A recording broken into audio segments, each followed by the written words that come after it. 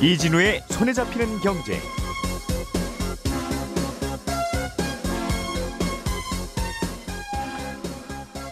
안녕하십니까, 이진우입니다.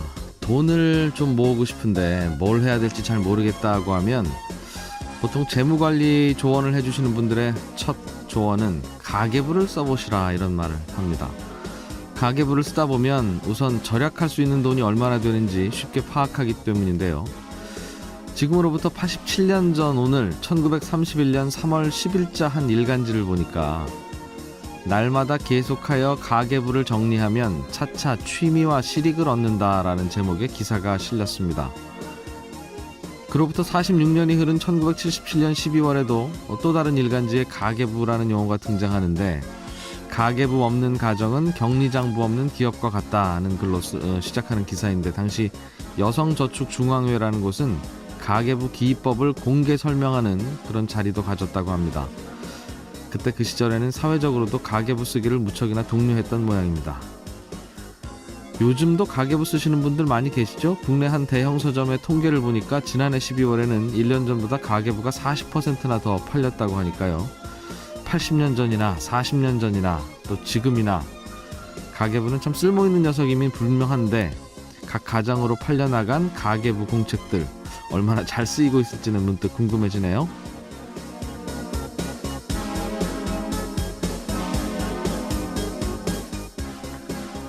네, 토요일입니다.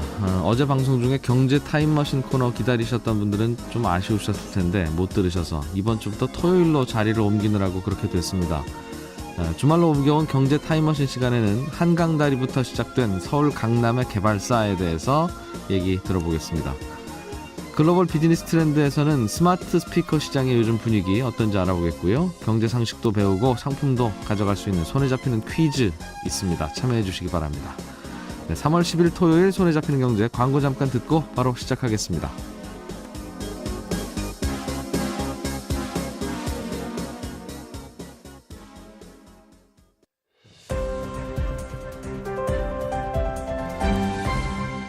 이진우의 손에 잡히는 경제.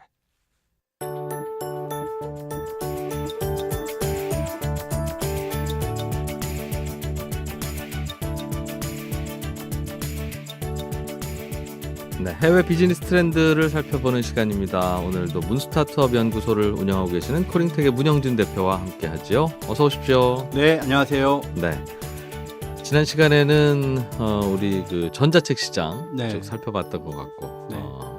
그 방송 끝나고 나가면서 문 대표님이 하셨던 말씀이 저는 여전히 기억에 남는데, 뭐였죠? 여쭤봤죠. 제가 왜 저 미국에는 그래도 전자책이 이런저런 활발한 큰 시장이 되어가고 있는 것 같은데, 네. 사실 한국은 뭐 그냥 아직은 좀 그런 것 같습니다. 그랬더니 네, 소비자가 시장을 먼저 만들고 수요를 만들고 기업이 거기에 대해서 그 물건을 내놓는 경우도 있지만, 네, 미국의 아마존이 먼저 물건을 내놓았기 때문에 시장이 거꾸로 더 커지기도 하는, 네, 그렇죠. 전자책 시장은 특히 자꾸 뿌리려고 하니까 오히려 시장도 커지는데, 네. 우리나라는 아직 이제 그런 메이저 플레이어가 그 안에서 안 나오니까. 그러니까 하나의 상징적인 인물 또는 회사가 있으면 그런 것들이 좋은 영향이 있잖아요. 네. 누군가가 조금 적극적으로 차고 나가는 그런 게 있으면 또 나쁘지 예. 않은 것 같다는 생각도 듭니다. 그래서 사람들 아니 이게 왜 필요해라고 하지만 써봐라고 하면서 계속 파는 그런 기업. 그렇죠. 이제 그런 기업이 있는 시장이 또 독특한 시장인데, 네, 오늘 말씀해 주실 스마트 스피커 시장도 네, 그런 거 아닌가. 사람들이 이거 만들어줘 제발이라고 해서 기업들이 뛰어든 게 아니라, 네,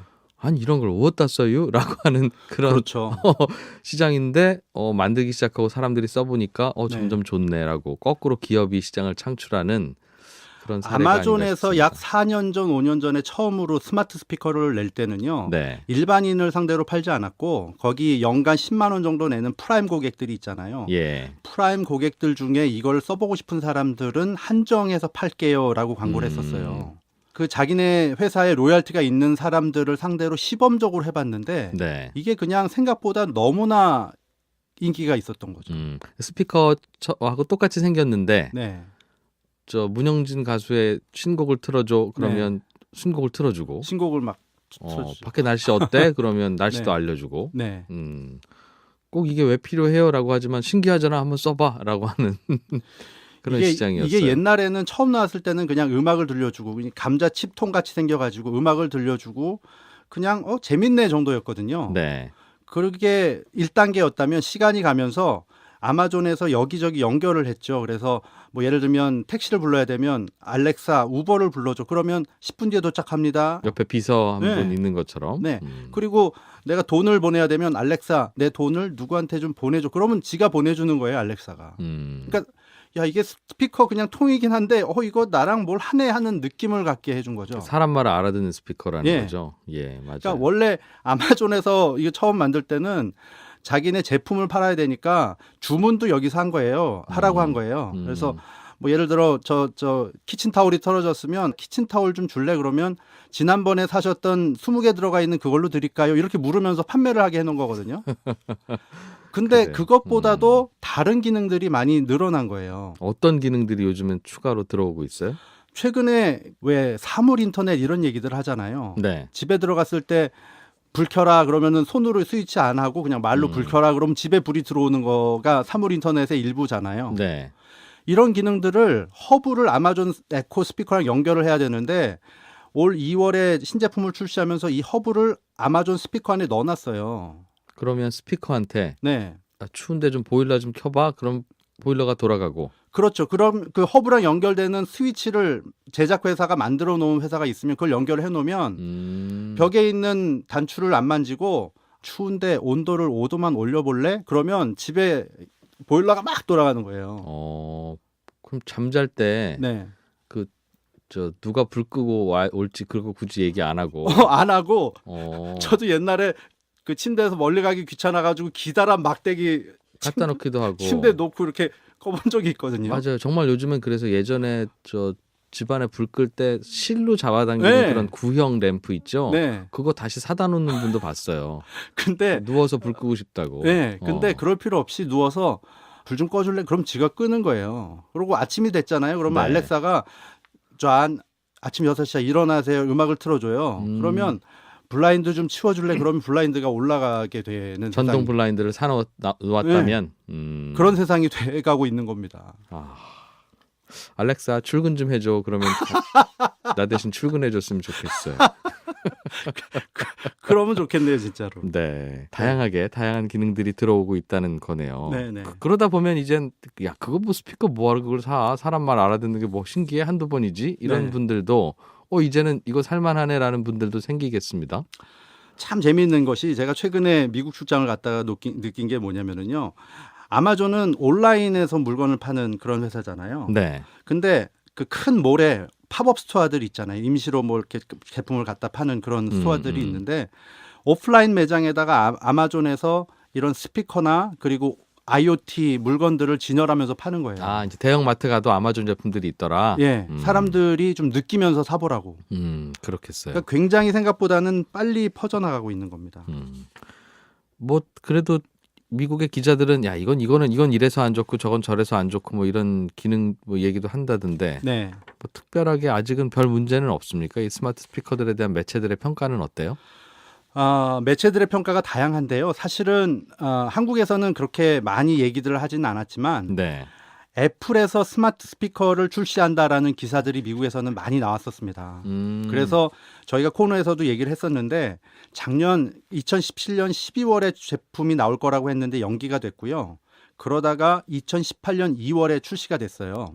이제 애플의 스마트 스피커도 나왔다는 거예요? 네. 아마존의 에코가 나오니까 한 2년 정도 지나서 뒤에 예. 구글에서 작년에 예. 신제품을 내놨죠.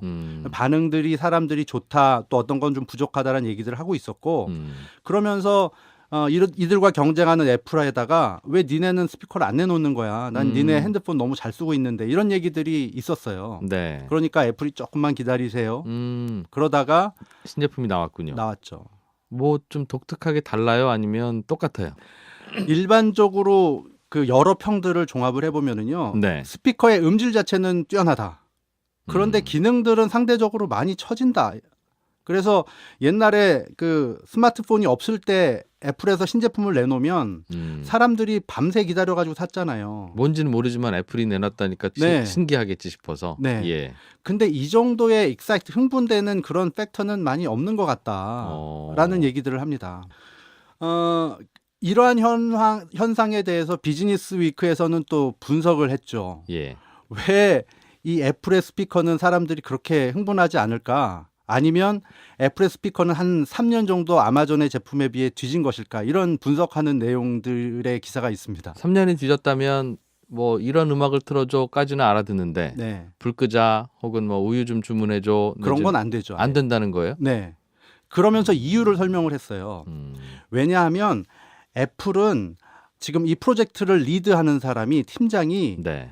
그 고품질의 음향을 만들던 그런 사람들이 이 애플의 프로젝트를 스마트 스피커 팀장이 네, 프로젝트를 이끌고 있다. 음악 좋아하는 사람이라. 네. 그 사람은 JBL이나 뭐 소니나 프리미엄 브랜드의 제품에 비해서 나은 소리를 만들고 싶어 하는 사람이 하고 있다. 그게 첫 번째 이유고 또 하나는 애플은 아이폰을 통해서 돈을 벌기 때문에 이 돈 버는 생태계를 아이폰의 영역을 침해하지 않으면서 해야 된다라는 관점이 있다라는 설명을 하고 있기도 합니다. 그 말은 아이폰하고 잘 맞아서 서로 보완해주는 기능이 우선이지. 네.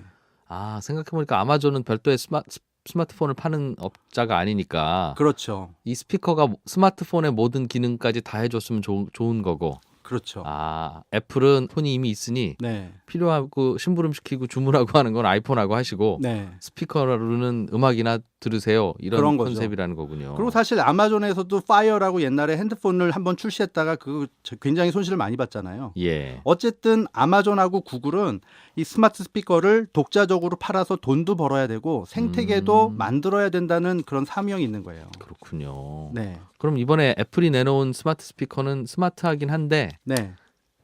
그냥 스피커일 뿐인, 나쁘게 말하면. 시리의 기능, 뭐 저 음악을 틀어줘 그러면 음악을 틀어주고 이런 기능들이 들어가 있긴 한데요. 네. 뭐 우버도 부르고 돈도 송금하고 뭐 집에 등도 켜고 이런 것들 기능은 네. 아직은 들어가 있지 않은 거예요.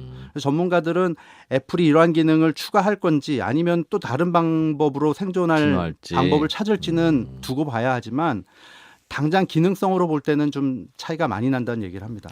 그 평가에 따르면 음질은 아주 좋다는 얘기를 합니다. 기대 수준에 따라 다르긴 하겠으나. 예, 뭐. 왜냐하면 구글에서 그 스마트 스피커가 있지만 네. 최근에 경쟁을 하기 위해서 라면 박스만한 큰 스피커를 냈어요. 아, 구글도 스마트 스피커를 내놓기 시작했어요? 구글에서 스마트 스피커가 있는데 네. 최근에 그 애플의 제품에 대항하기 위해서 또는 시장을 확대하기 위해서 큰 스피커를 하나 또 큰 녀석으로. 네, 출시를 한 겁니다. 기존의 스피커에다가 추가한 거죠. 예, 예.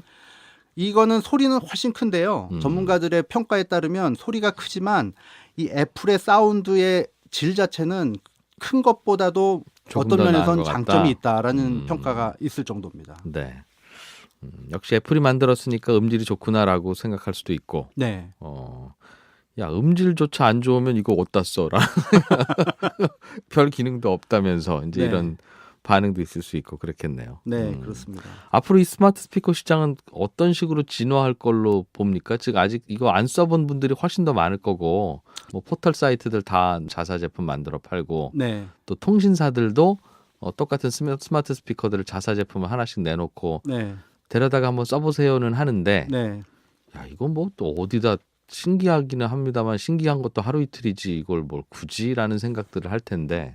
디바이스가 어떻게 진화할지에 대해서는 사실은 아마존이 좋은 사례들을 보여주고 있는데요. 네.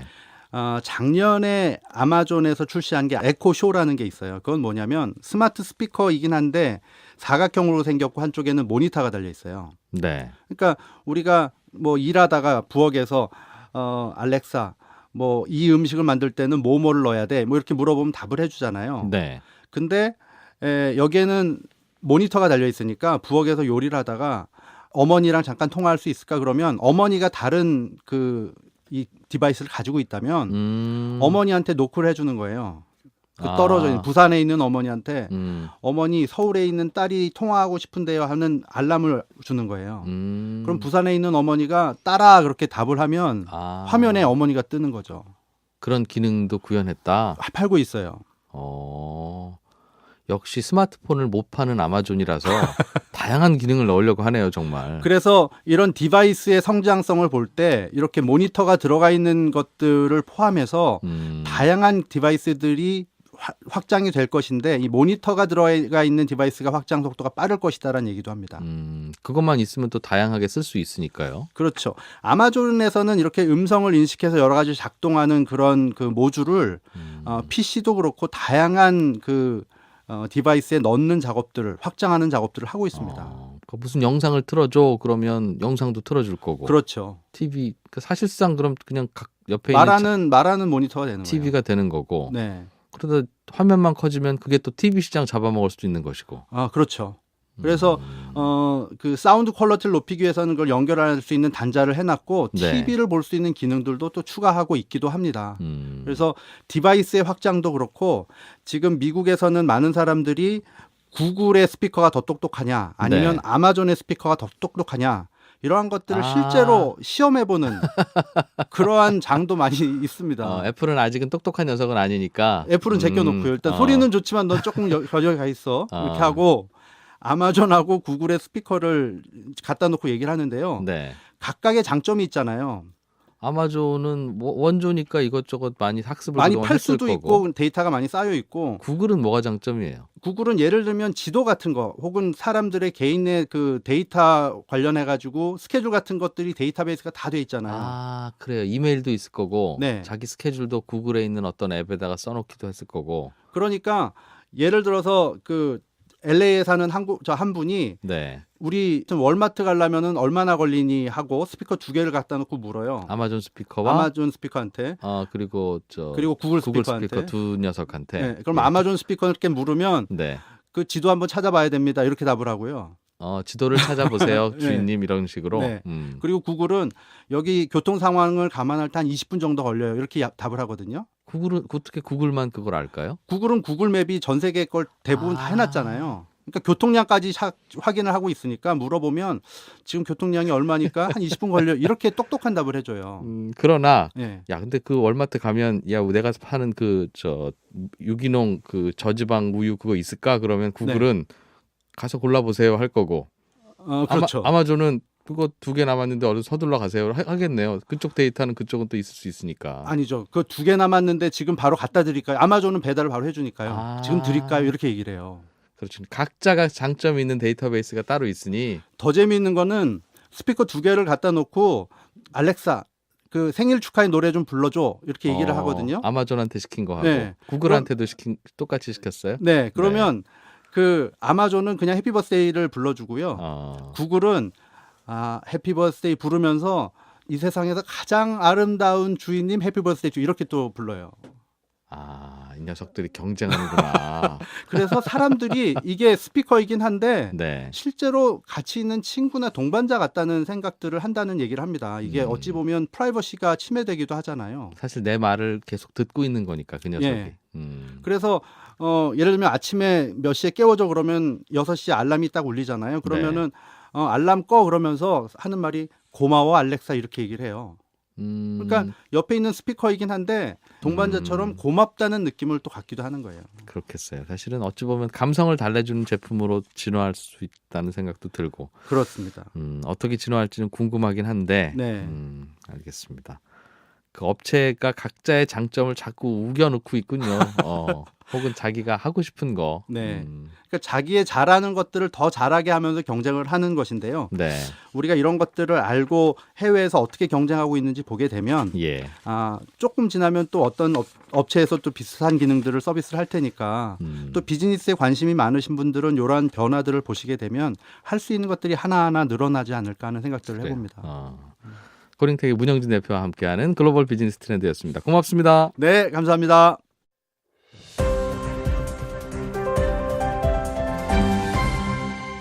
경제를 생각하는 사람들의 즐거운 습관. 이진우의 손에 잡히는 경제. 네. 경제를 주제로 한 옛날 이야기, 우리나라 경제 어제와 오늘을 이야기해보는 경제 타임머신이 주말로 이사를 왔습니다. 주말에도 변함없이 박연미 경제 칼럼니스트 함께하겠습니다. 어서 오십시오. 안녕하세요. 저희가 금요일 날 방송했는데 항상 이 얘기 좀 듣다 보면 재미있을 만하면 끝난다고 입맛이 돈이 밥이 떨어지는 항상. 그래서 저희 청취자들이 하려면 하고 말려면 말라고 하려면 뭐 하려고요. 좀 재밌을 만하면 시간 관계상 끝내냐고. 그래서 저희가 주말로 조금 여유로운 시간을 갖고 이사 왔습니다. 자, 네. 오늘은 어떤 주제 갖고 오셨어요? 오늘은 그 강남 얘기 좀 해보려고 하는데요. 서울의 강남. 그렇죠. 강남 이 두 글자를 떠올리면 어떤 이미지가 연상이 되세요? 정말 긍정적인 이미지도 많고 네, 부정적인 이미지도 많고. 그렇죠. 음. 항상 애증의 쌍곡선, 네. 선망과 질투의 대상인데 사실 이게 경제사적으로 들여다보면 강남은 일개 지역이 아니고요. 한국 현대사가 낳은 그 결과물의 집약체입니다. 네. 해서 오늘은 이 강남 얘기 강남 좀 이야기. 구체적으로 해볼게요. 강남이라고 하면 강의 남쪽이 강남이죠? 뭐 대체 강남이 뭐야, 음. 정체가 뭐야 이렇게 묻는 분들도 계실 거예요. 저도 그래서 가끔 한수 이남은 다 강남이다. 그러니까요. 그러니까 지금 생각하면 김포도 강남이고 우리 집도 강남 아니냐 뭐 이런 얘기 하는데 이거는 사실 아주 넓게 보는 강남의 범위고요. 예. 소위 파락군, 강남 서초, 송파, 강동을 말하거나 뭐 더 좁히면 강남과 서초구 혹은 강남구만 강남 아니냐 이런 분들도 계십니다. 네. 반대로 이 강남을 강남들이다 이렇게 얘기하는 분도 계세요.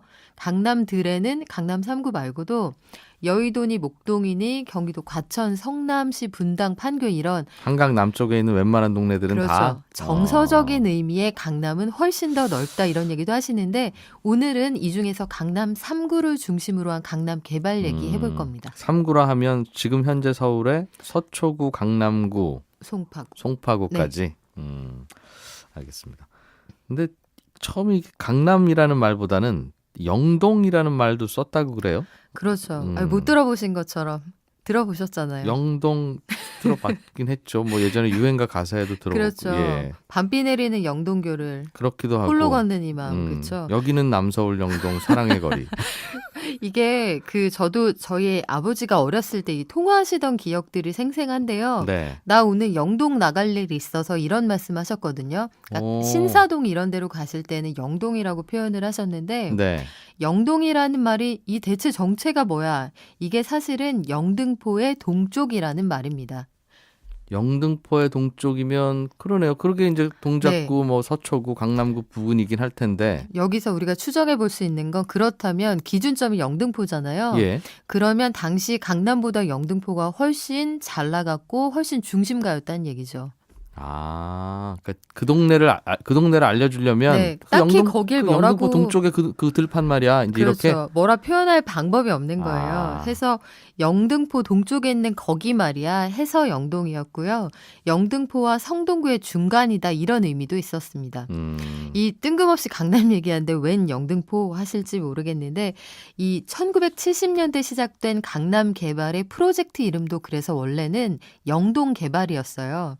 그러니까 당시 우리가 정서적으로 가지고 있던 이 서울의 개념이라는 게 네. 서울 그러면 강북에 전통적으로 그 양반들이 살던 그 동네 거기가 서울이고 한수 이남은 시골이었어요. 해서 옛날 분들은 이 번화한 강북을 강남에서 이렇게 보면서 부러워하면서 저기는 서울 사람 사는 동네. 네. 저기 서울 사람들은 좋겠다.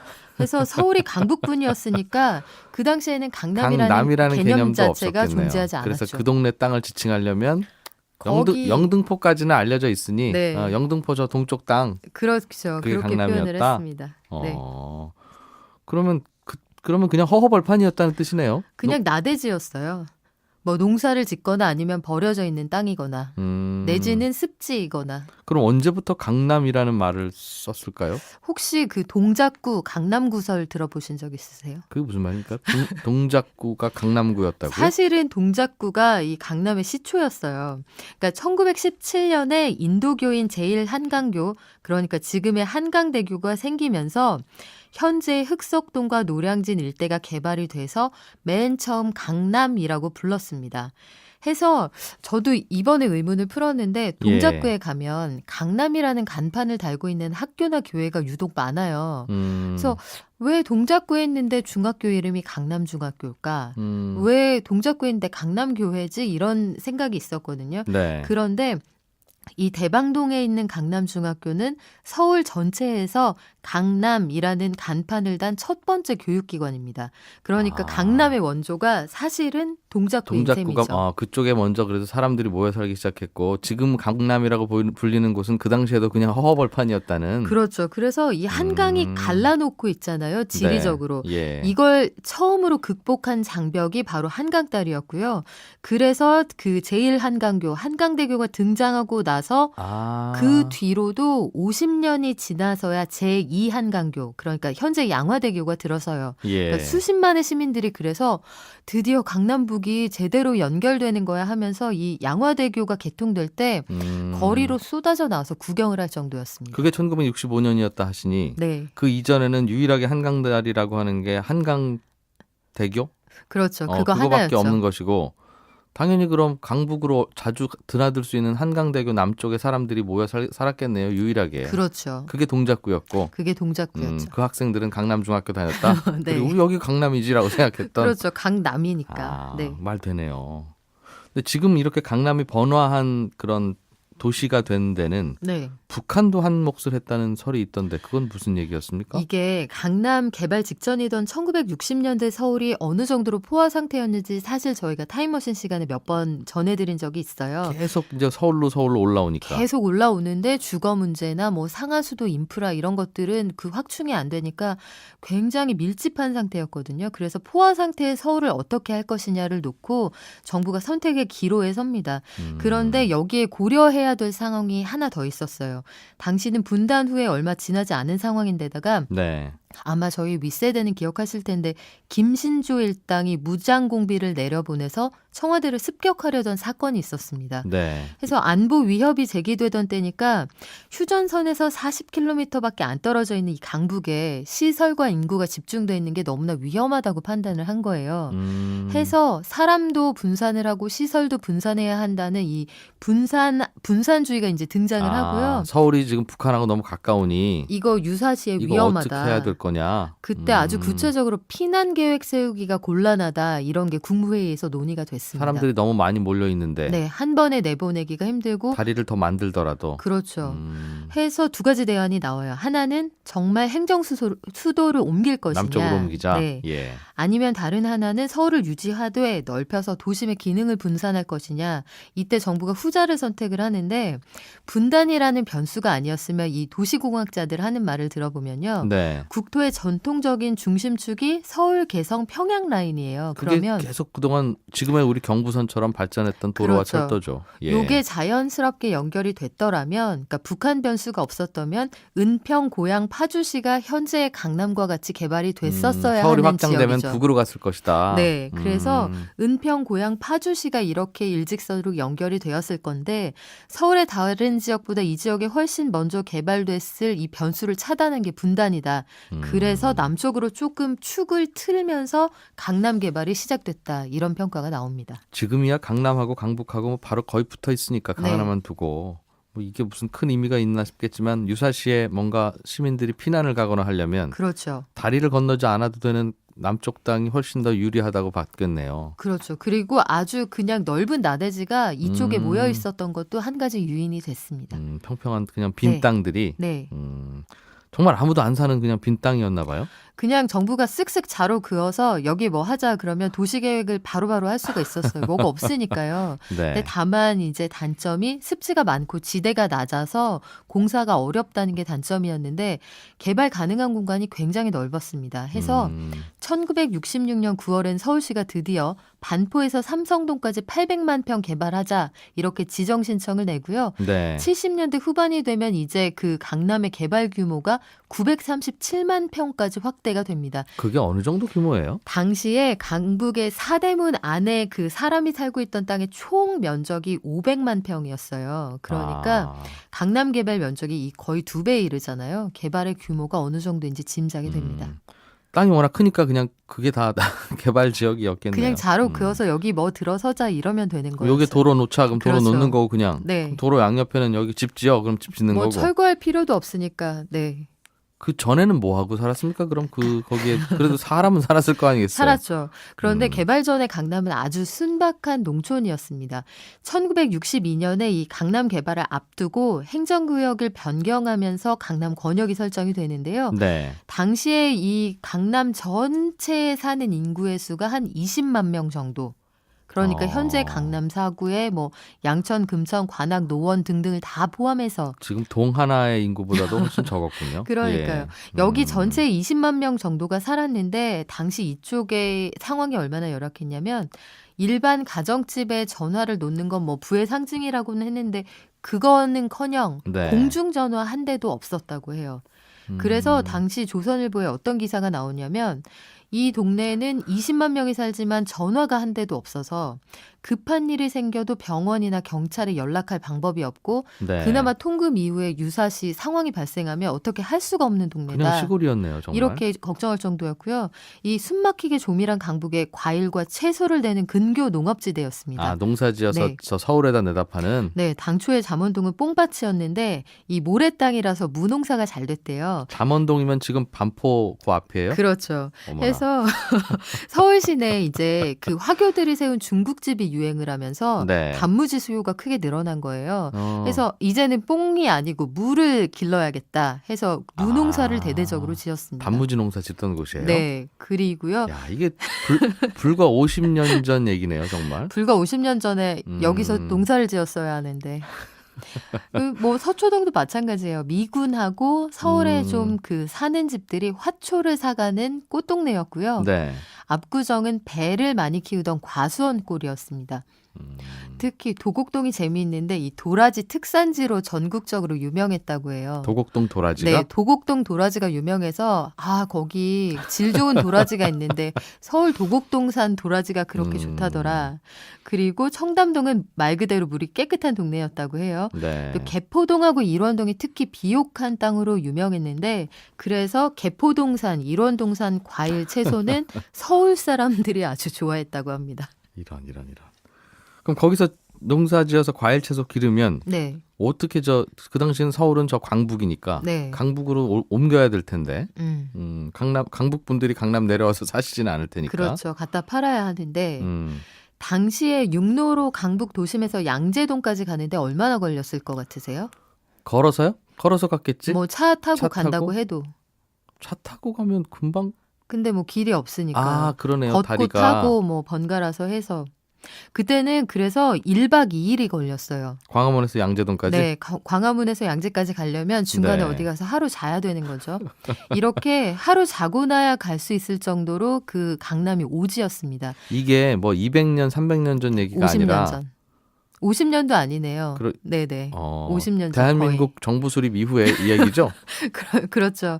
그래서 당시에 강남 지역에 사는 사람들이 서울로 가는 가장 빠른 방법은 네. 현재의 타워 팰리스 부근인 양재천변에서 배를 타요. 네. 그 배를 타고 탄천을 따라서 뚝섬에 내려가지고 아예 한강을 건너서. 네, 그래서 거기서부터 이제 무트로 가서 걸어가거나 버스를 이용하거나 이런 게 가장 좋은 방법이었는데 뚝섬에서 하루 잤어야 되겠네요, 그렇죠. 정말. 1990년 1월에 동아일보 기사를 보면 그래서 서울, 강남, 강북 3시간 시대 이런 기사가 사회면 탑으로 그 게재가 돼요. 그러니까 잠깐만, 이제는 90년? 1990년 1월이요. 88 올림픽 한 후에? 그렇죠. 1990년에 동아일보에 이런 기사가 실립니다.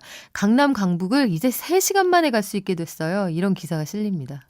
정말? 너무 놀랍죠. 그럼 그 이전에는 더 많이 걸렸다는 뜻이에요? 네, 더 많이 걸렸다는 얘기죠. 아, 그렇군요.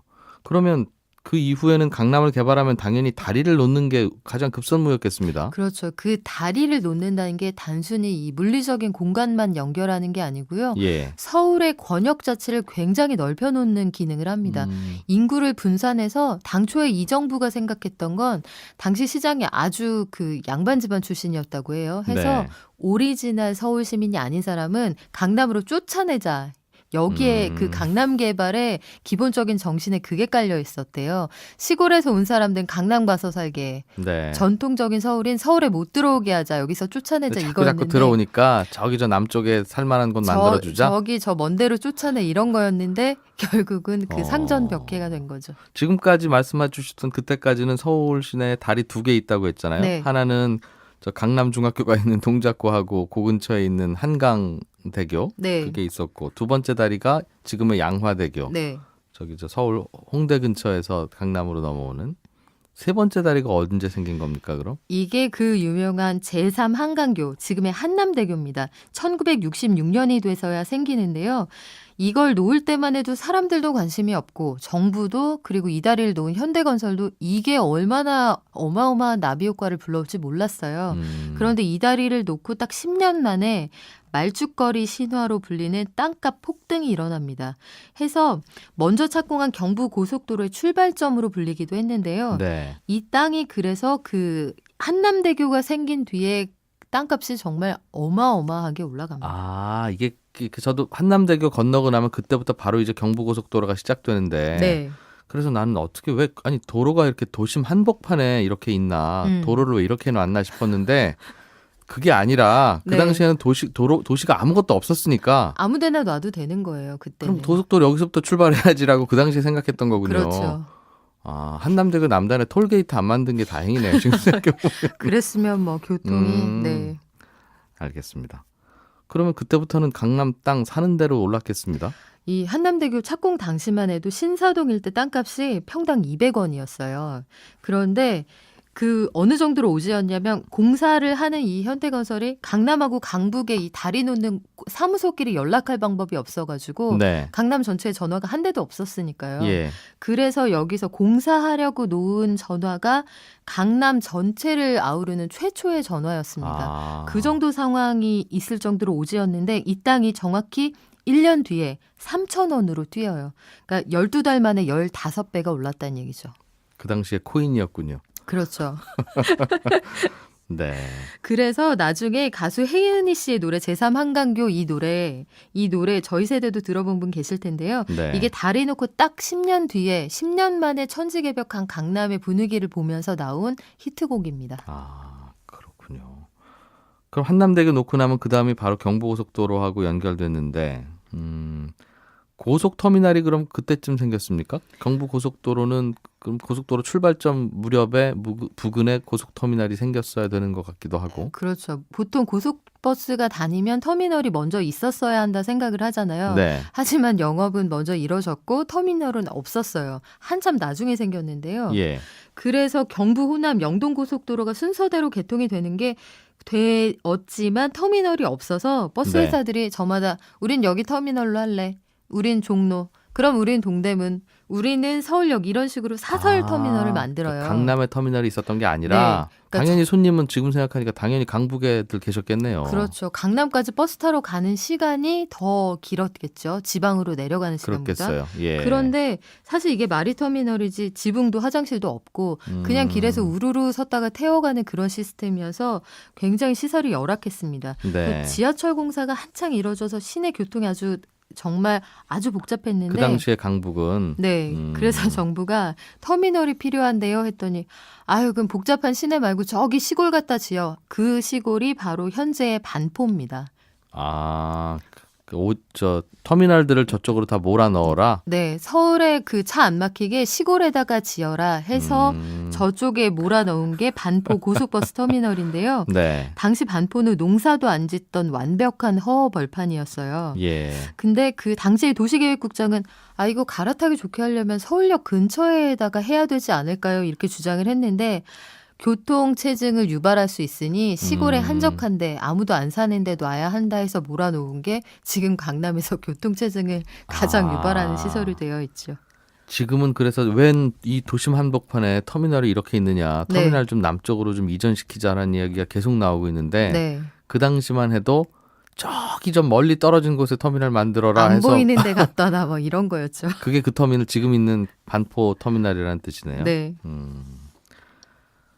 야, 이거 그러면 그때 농사도 짓지 말고 다른 일 했었어야 된다는 생각이 자꾸 드는데요. 그때 그냥 노는 땅들을 수집했더라면 얼마나 네. 좋았을까 그런 생각이 드네요. 그렇군요.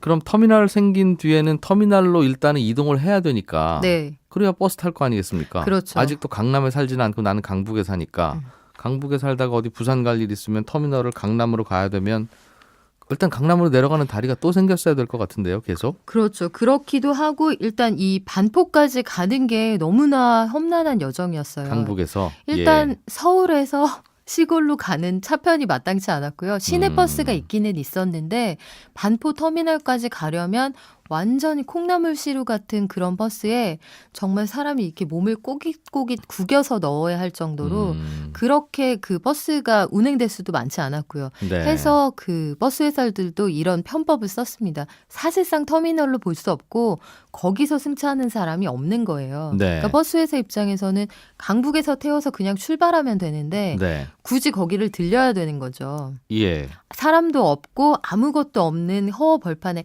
정말 간판만 딱 만들어 놓고 터미널이라고 했었거든요. 네. 그러니까 그 편법을 써요. 여기서 손님을 태우고 그냥 거기를 한번 찍고 내려갑니다. 아, 사실은 거기 강남에 가서 손님 태우라고 만들어 놓은 건데 거기서 안 태우는 거예요. 손님들도 거기 가기가 불편하고 네. 그러면 강북에서 기다리고 있으면 그냥 차고지에서 출발할 때 손님은 다 탔겠군요, 그럼. 그렇죠. 그래서 정부가 이 터미널을 활성화하려면 이거 안 되겠는데 해서 사설 터미널 다 문 닫아. 우리가 터미널에서 반드시 승차하게 해서 억지로 시민들의 한 3시간 정도 걸려서 이제 거꾸로 터미널까지. 3시간, 4시간 걸려서 그래서 지방에서 오신 분들이 지방에서 서울 오는 것보다 다시 내려가려고 서울에서 반포 그 터미널까지 가는 시간이 더 걸렸다 이런 분들이 굉장히 많았다고 합니다.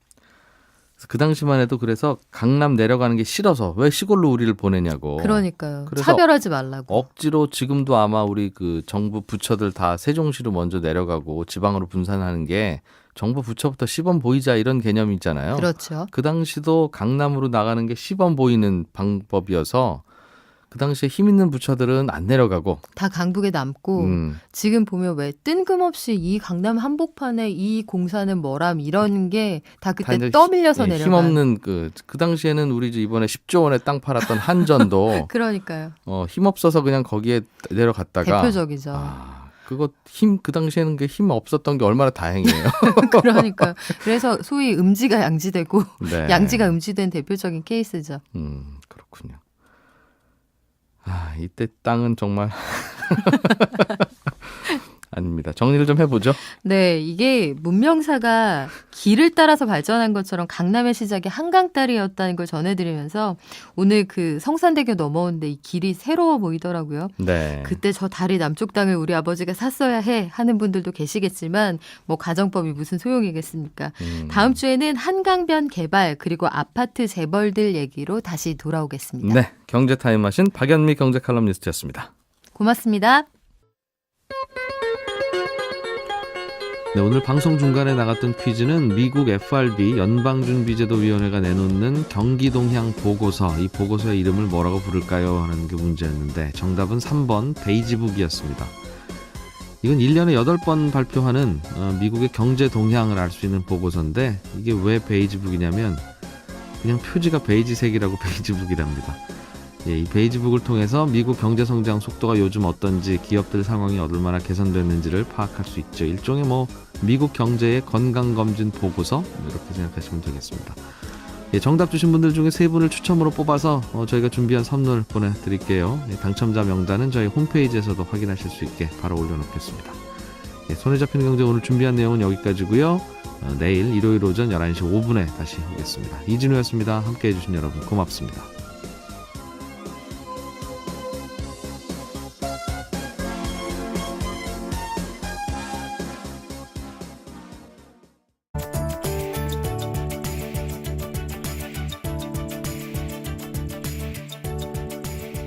네, 해외 비즈니스 트렌드를 살펴보는 시간입니다. 오늘도 문스타트업 연구소를 운영하고 계시는 코링텍의 문영진 대표와 함께하죠. 어서 오십시오. 네, 안녕하세요. 네, 지난 시간에는 우리 그 전자책 시장 네. 쭉 살펴봤던 것 같고 네.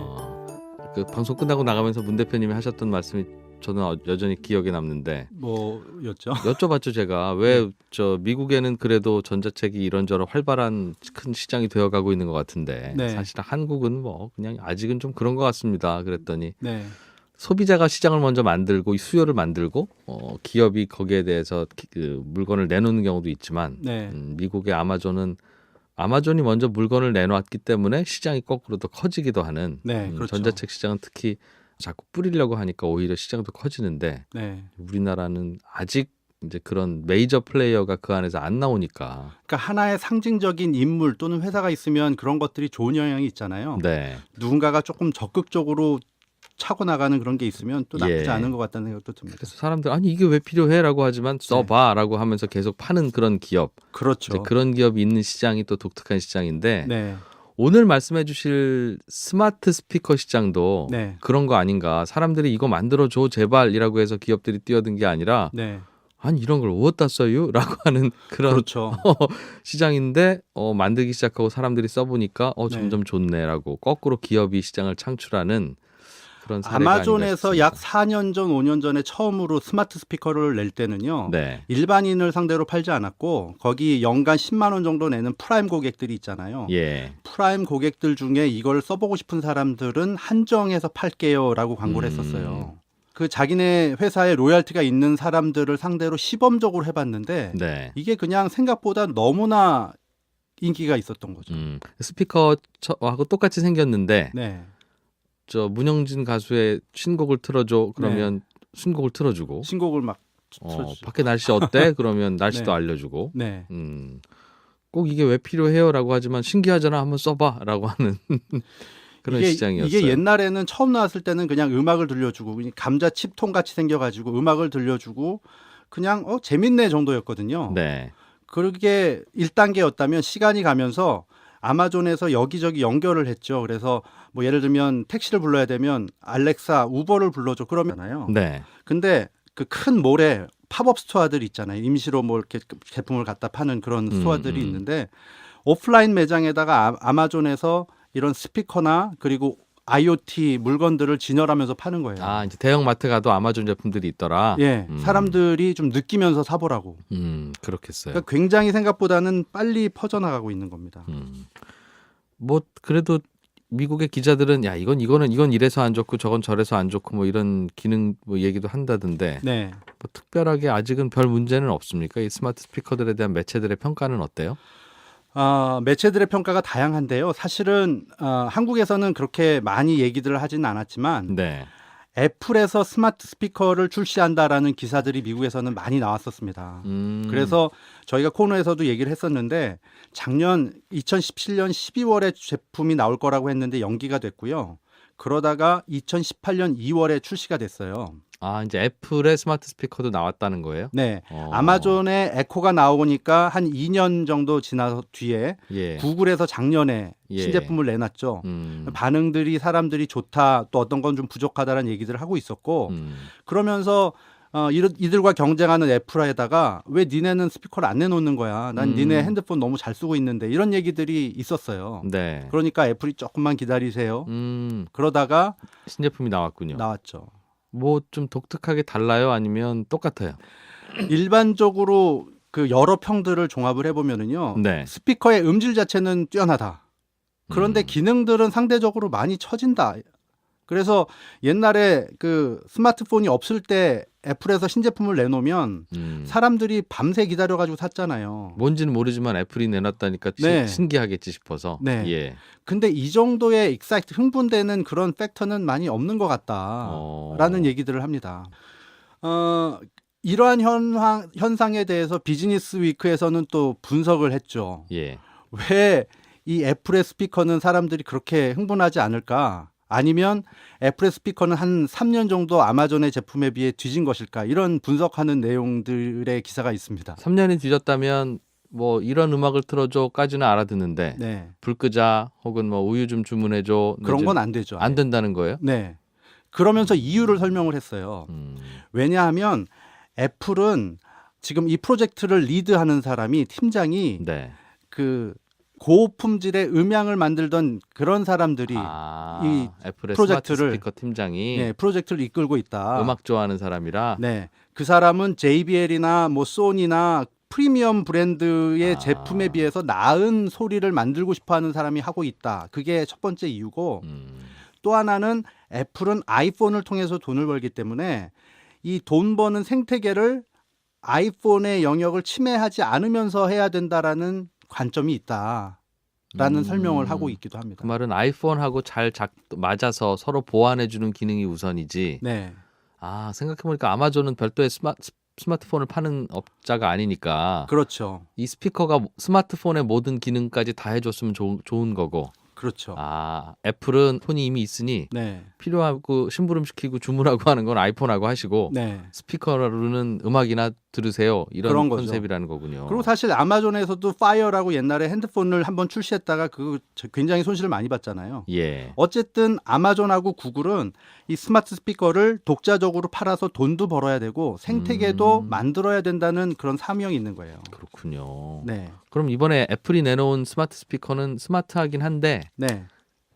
그냥 스피커일 뿐인 나쁘게 말하면 시리의 기능, 뭐 저 음. 음악을 틀어줘 그러면 음악을 틀어주고 이런 기능들이 들어가 있긴 한데요. 네. 뭐 우버도 부르고 돈도 송금하고 뭐 집에 등도 키고 이런 것들 기능은 네. 아직은 들어가 있지 않은 거예요. 그래서 전문가들은 애플이 이러한 기능을 추가할 건지 아니면 또 다른 방법으로 생존할 진화할지. 방법을 찾을지는 두고 봐야 하지만 당장 기능성으로 볼 때는 좀 차이가 많이 난다는 얘기를 합니다. 그 평가에 따르면 음질은 아주 좋다는 얘기를 합니다. 기대 수준에 따라 다르긴 하겠으나. 예, 왜냐하면 구글에서 그 스마트 스피커가 있지만 네. 최근에 경쟁을 하기 위해서 라면 박스만한 큰 스피커를 냈어요. 구글도 스마트 스피커를 내놓기 시작했어요? 구글에서 스마트 스피커가 있는데 네. 최근에 그 애플의 제품에 대항하기 위해서 또는 시장을 확대하기 위해서 큰 스피커를 하나 또 큰 녀석으로. 네, 출시를 한 겁니다. 기존의 어. 스피커에다가 추가한 거죠. 예. 이거는 소리는 훨씬 큰데요. 전문가들의 평가에 따르면 소리가 크지만 이 애플의 사운드의 질 자체는 큰 것보다도 조금 어떤 더 나은 면에선 것 같다. 장점이 있다라는 평가가 있을 정도입니다. 네. 역시 애플이 만들었으니까 음질이 좋구나라고 생각할 수도 있고. 네.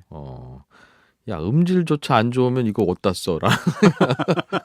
별 기능도 없다면서 이제 네. 이런 반응도 있을 수 있고 그렇겠네요.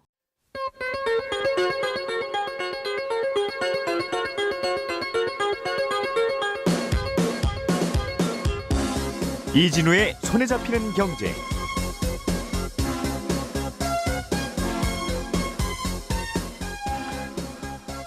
안녕하십니까, 이진우입니다.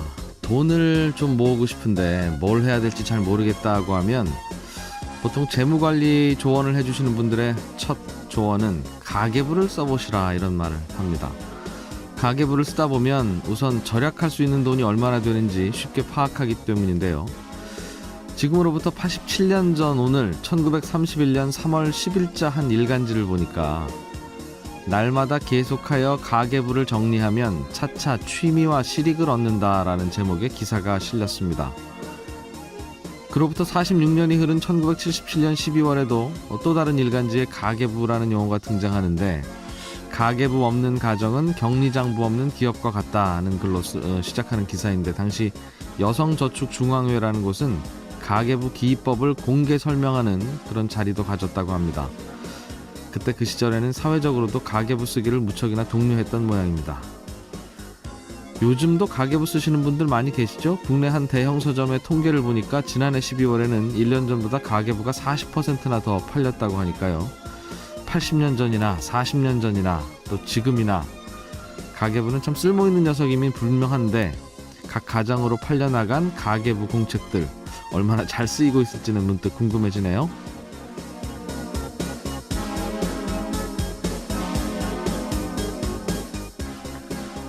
네, 토요일입니다. 어제 방송 중에 경제 타임머신 코너 기다리셨던 분들은 좀 아쉬우셨을 텐데 못 들으셔서 이번 주부터 토요일로 자리를 옮기느라고 그렇게 됐습니다. 주말로 옮겨온 경제 타임머신 시간에는 한강다리부터 시작된 서울 강남의 개발사에 대해서 얘기 들어보겠습니다. 글로벌 비즈니스 트렌드에서는 스마트 스피커 시장의 요즘 분위기 어떤지 알아보겠고요. 경제 상식도 배우고 상품도 가져갈 수 있는 손에 잡히는 퀴즈 있습니다. 참여해 주시기 바랍니다. 네, 3월 10일 토요일 손에 잡히는 경제 광고 잠깐 듣고 바로 시작하겠습니다.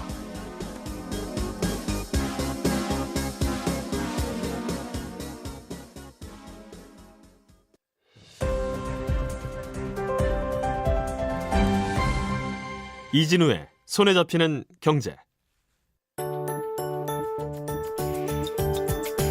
면 10분 뒤에 도착합니다. 옆에 비서 한 네. 분 있는 것처럼. 네.